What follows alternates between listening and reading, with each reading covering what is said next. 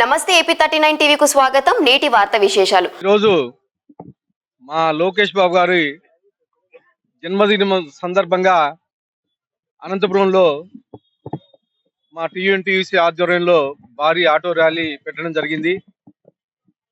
అలాగే ఈ auto rally అయిపోయిన తర్వాత కొన్ని చోట్ల చీరల పంపిణీ అయితేమి, అలాగే హాస్పిటల్స్ లో ఫ్రూట్స్, తర్వాత అన్నదాన కార్యక్రమాలు ఇవన్నీ చేపట్టడం జరిగింది.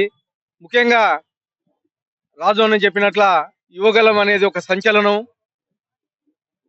మా యువ నాయకుడు యువగలం పేరుతో పాదయాత్ర చేసి ఎక్కడ గ్రౌండ్ లో ఉండే సమస్యలు, బడుగు బలహీన వర్గాలు, అలాగే ఈ రోడ్లు డ్యామేజ్లు అయితే ఏమి, ఎక్కడ ఏ సమస్య ఉందనేది ప్రతి ఒక్కటి గ్రౌండ్ లో పరిశీలించి ఈరోజు గవర్నమెంట్ వచ్చిన 6 నెలల కాలంలోనే మా ముఖ్యమంత్రి వర్యుల సహకారంతో మొత్తం అన్ని క్లియర్ చేసుకుంటూ వెళ్తా ఉన్నారు.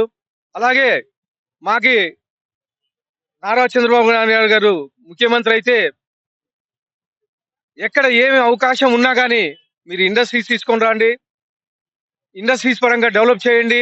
గతంలో మనం సాఫ్ట్వేర్ ఇంజనీర్లు తయారు చేశాము. ఈసారి మనం ప్రతి ఇంటికి ఒక పారిశ్రామికవేత్తలు తయారు చేయాలని చెప్పేసి ఈ మధ్య కాలంలోనే 6 పారిశ్రామిక విధానాలు రూపొందించడం జరిగింది.